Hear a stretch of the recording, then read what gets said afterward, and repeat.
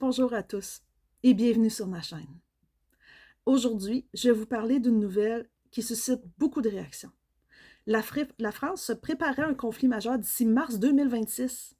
Cette information a été révélée par TVA Nouvelles et elle mérite qu'on prenne le temps de la comprendre. Le 18 juillet 2025, une lettre officielle du ministère de la Santé français a été envoyée aux agences régionales de santé.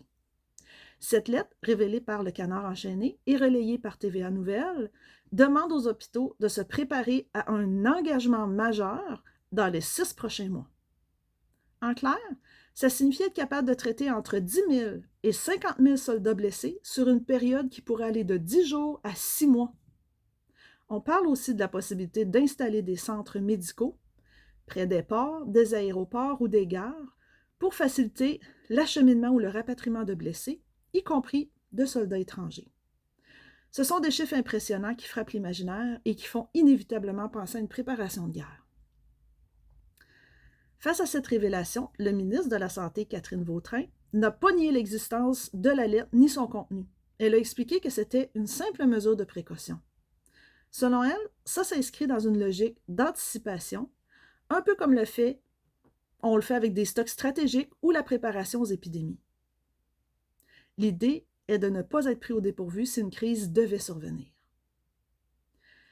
Mais dans le contexte international actuel, avec la guerre en Ukraine et les tensions qui persistent entre la Russie et l'Europe, difficile de ne pas y voir un message plus fort. Certains analystes considèrent que la France, comme d'autres pays de l'Europe, se prépare à un scénario de guerre de haute intensité. Même si aucune menace directe n'a été officiellement annoncée, ce n'est pas la première fois que la France évoque ce type de perspective. La Revue nationale stratégique 2025, un document de référence en matière de défense, estime qu'un conflit de grande ampleur pourrait toucher l'Europe d'ici 2030. Le gouvernement français veut donc que le pays soit prêt, matériellement et moralement, à faire face à cette éventualité. Dans la même logique, Emmanuel Macron a annoncé une forte augmentation du budget militaire qui devrait atteindre 64 milliards d'euros par année d'ici 2027. C'est le double de ce qui était en 2017. Sur les réseaux sociaux, certains ont rapidement interprété cette lettre comme la preuve que la France se préparait à entrer en guerre contre la Russie dès 2026.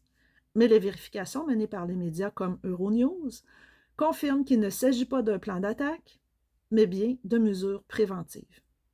Autrement dit, la France va être prête à affronter une éventuelle crise sans pour autant annoncer une guerre imminente. Et pour la population, qu'est-ce que ça veut dire concrètement? Pour l'instant, ça ne signifie pas que la guerre est à nos portes. Ça veut surtout dire que l'État cherche à renforcer la résilience du pays. On a même entendu parler d'un projet de manuel de survie qui pourrait être distribué à tous les foyers en France avec des conseils pratiques et des listes de matériel d'urgence, comme de l'eau, de la nourriture ou une trousse de premiers soins. L'objectif est d'apprendre aux citoyens à mieux réagir en cas de crise majeure, quelle qu'elle soit. Alors oui, le mot guerre est inquiétant. Et il est normal de ressentir de la peur quand on entend de telles nouvelles.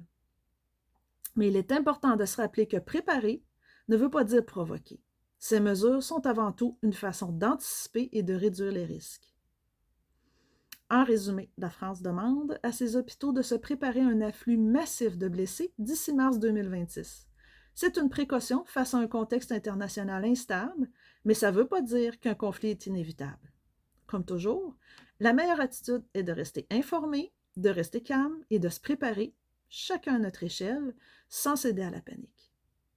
Merci d'avoir pris le temps d'écouter cette petite vidéo. Si ce contenu vous a intéressé, n'hésitez pas à vous abonner et à partager. Je vous retrouve très bientôt pour d'autres informations importantes et surtout pour continuer à apprendre ensemble comment se préparer sans céder à la peur.